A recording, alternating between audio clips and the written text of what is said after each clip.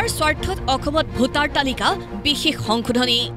এছআৰ বা বিশেষ সংশোধনীৰ জৰিয়তে খিলঞ্জীয়াৰ স্বাৰ্থ ৰক্ষা হ'ব নেকি ভ্ৰাম্যমান ভোট অসমলৈ অনাৰ চক্ৰান্তৰ অংশ নেকি এছআৰ নে বিজেপি চৰকাৰৰ ভোট চুৰিৰ কৌশল এয়া বহিৰাজ্যৰ পৰা কাম বিচাৰি মাত্ৰ দুদিন পূৰ্বে অসমলৈ অহাৰ লোকে বিশেষ সংশোধনীৰ জৰিয়তে ভোটাৰ তালিকাত নাম অন্তৰ্ভুক্ত কৰি 2024ৰ নিৰ্বাচনত ভোট দিব পাৰিব কোনো মুখ্য নিৰ্বাচনী বিষয়াজনে দিয়া এই মন্তব্যক লৈ মানুহৰ মনত সৃষ্টি হৈছে সংশয় শংকা সন্দেহ আৰু এইবোৰ প্ৰশ্নৰ মুখ্য নিৰ্বাচনী বিষয়াজনক উভতি ধৰি আছুৰ দাবী অসম আন্দোলনৰ পৰা অশুদ্ধ ভোটাৰ তালিকাৰ আধাৰতে নিৰ্বাচন হৈ আহিছে অসমীয়াৰ দাবী বিদেশী মুক্ত এখন শুদ্ধ ভোটাৰ তালিকা অসমৰ জনপ্ৰতিনিধিক এতিয়া খিলঞ্জীয়াই নকৰি বহিৰাজ্যৰ লোকে নিৰ্বাচিত কৰিব নেকি এটা কথা খাটাং নিৰ্বাচনৰ পূৰ্বে চূড়ান্ত ভোটাৰ তালিকা প্ৰকাশ হোৱাৰ পাছত তাৰ পাছত কোনো ব্যক্তিৰ নাম তাত সন্নিবিষ্ট হ'ব নোৱাৰিব একে সময়তে দুদিন আগত অহা ব্যক্তি এগৰাকীয়ে যদি নাম সন্নিবিষ্ট কৰে তেওঁ পূৰ্বতে থকা ৰাজ্যখনত পূৰ্বতে যিটো সমষ্টিত ভোট দিছিলে সেই সমষ্টিটোৰ পৰা যে তেওঁৰ ভোট কৰ্তন হৈছে সেই ভোটাৰ তালিকাৰ পৰা যে তেওঁৰ ভোটটো কটা গৈছে সেই কথাটো নিশ্চয়তা আছে নে নাই সেই কথাটো মুখ্য নিৰ্বাচনী বিষয়াগৰাকীয়ে স্পষ্ট কৰিব লাগিব বাহিৰৰ পৰা আহি কোনোবাই ভোট দি আমাৰ ভাগ্য নিয়ন্ত্ৰণ হ'ব আমাৰ ৰাজনৈতিক অধিকাৰ তেওঁলোকে সাব্যস্ত কৰিব অসমৰ ৰাজনীতি কি ধৰণে পৰিচালিত হ'ব বাহিৰৰ ভোটাৰে আহি নিৰ্ধাৰণ কৰিব এই পৰিৱেশ অসমত হ'বলৈ নিদিও সেই কথাটো স্পষ্ট আৰু সেই কাৰণে মুখ্য নিৰ্বাচনী বিষয়াগৰাকীক সকীয়াই দিছো যে অসমৰ দৰে স্পৰ্শকাতৰ ৰাজ্য এখনত কথা কওঁতে তেওঁ কিছু সংবেদনশীল হোৱাটো উচিত বিষয়টোক লৈ তীব্ৰ প্ৰতিক্ৰিয়া বিৰোধী দলপতি দেৱব্ৰত শইকীয়াৰ মতে প্ৰধানমন্ত্ৰীয়ে অজ্ঞানী এজনক নিৰ্বাচন আয়োগত বহুৱাই থৈছে ভোট চুৰিৰ বাবে এনে কথাবোৰ কৈ থকা হৈছে তেওঁলোকে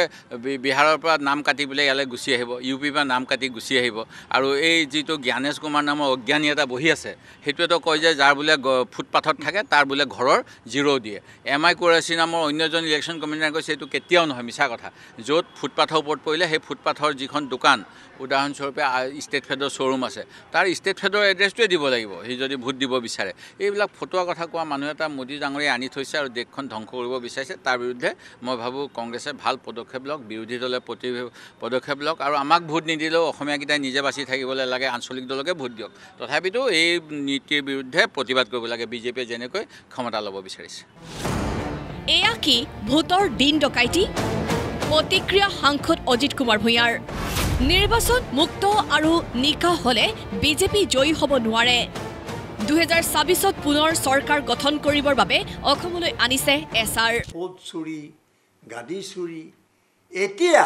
অসমত যিটো কৰিব খোজা হৈছে তাত মই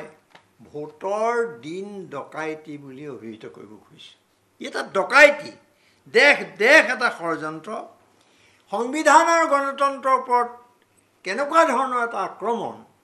সেইটো এতিয়া মানুহে অনুমান কৰিব পৰা নাই কিমান ভয়ানক এই কথা বিহাৰত আপোনালোকে দেখিলে কিমান ট্ৰেইন চলিলে অন্যায়ভাৱে কপিল চিবালৰ দৰে মানুহে তথ্য দাঙি ধৰিছে গতিকে কি হৈছে এতিয়া তেওঁলোকে অসমলৈ এই ধৰণে বাহিৰৰ মানুহ যে আনিব সেই কথাটো তেওঁলোকৰ কথাতেই স্পষ্ট হৈ পৰিছে শিৱসাগৰত আজি বিশেষ সংশোধনীৰ বিৰুদ্ধে প্ৰতিবাদ মুখৰ হ'ল কৃষক মুক্তি আৰু ছাত্ৰ মুক্তি সংগ্ৰাম সমিতি দলমুখ চাৰিআলিত মুখ্যমন্ত্ৰী আৰু নিৰ্বাচন আয়োগৰ জুমুঠি জ্বলাই চৰকাৰক চৰম সকিয়নি প্ৰতিবাদকাৰীৰ মুখ্যমন্ত্ৰী হিমন্ত বিশ্ব শৰ্মাই ২৬ৰ নিৰ্বাচনৰ আগত বিদেশীক ৰঙা দলিচা পাৰি দিয়াৰ এটা নতুন কৌশল ৰচনা কৰিছে আচলতে বাহিৰৰ পৰা কৰ্মসূত্ৰে যিসকল মানুহ আহিব তেওঁলোকক ভোটাৰ তালিকাত নাম অন্তৰ্ভুক্ত কৰিব তেওঁলোকক ভোটাৰ কাৰ্ড প্ৰদান কৰিব আৰু তেওঁলোকে ভোট প্ৰদান কৰিব অৰ্থাৎ এইটো এটা বিদেশীক ৰঙা দলিচা পাৰি মুখ্যমন্ত্ৰী হিমন্ত বিশ্ব শৰ্মাই ২৬ৰ বৈতৰণি পাৰ হ'বলৈ বিচাৰিছে গতিকে আমি মুখ্যমন্ত্ৰী হিমন্ত বিশ্ব শৰ্মা আৰু নিৰ্বাচনী বিষয়া আমি অনুৰাগ গোৱেলক আমি সকীয়াই দিছোঁ যাতে অসমত কেৱল জন্মসূত্ৰেহে ভোটাধিকাৰ সাব্যস্ত হ'ব অসমত কোনো কৰ্মসূত্ৰ ভোটাধিকাৰ সাব্যস্ত নহ'ব অৰ্থাৎ দুঠাইত কেতিয়াও ভোট প্ৰদান কৰিব নোৱাৰিব এই দাবী জনাইছোঁ অন্যথা কিন্তু অসম জ্বলিব এই কথা মুখ্যমন্ত্ৰী হিমন্ত বিশ্ব শৰ্মাক আমি সকীয়াই দিছোঁ অসম যেতিয়া জ্বলিব তেতিয়া তোমাৰ এই পুলিচ প্ৰশাসনটোক লগায়ো তোমাৰ এই ভেৰণীয়া গুণ্ডা বাহিনীক লগায়ো অসমৰ জনতাক কিন্তু আঁতৰাব নোৱাৰিবা পিছে বিৰোধীৰ প্ৰতিবাদ প্ৰতিক্ৰিয়ালৈ ভূক্ষেপ নাই বিজেপি নেতৃত্বৰ এছাৰক আদৰণি জনাই ৰাজ্যিক বিজেপিৰ সভাপতি দিলীপ শইকীয়াই লক্ষ্য কৰি ল'লে কংগ্ৰেছ আৰু অসম জাতীয় পৰিষদক। কংগ্ৰেছৰ হেঁচাত এছাৰ বিৰোধিতা কৰিছে লুৰিণজ্যোতি গগৈয়ে। এছাৰত নাগৰিকত্ব লৈ বহুত বেছি ইয়াত প্ৰশ্ন নকৰে, ভোটাৰ লিষ্টত নাম আছেনে নাই সেইটো চাব, ক'ৰ ভোটাৰ, 2 জেগাত ভোটাৰ আছে নেকি, মৃত্যু হৈছে নেকি, ভোট ট্ৰেন্সফাৰ হৈছে নেকি ইত্যাদি বিষয়বিলাক চাব। লুৰিণজ্যোতিয়ে কংগ্ৰেছৰ হেঁচাত বা তুষ্টিকৰণৰ ৰাজনীতিৰ কাৰণে লুৰিণজ্যোতি গগৈ ডাঙৰীয়া হয়তো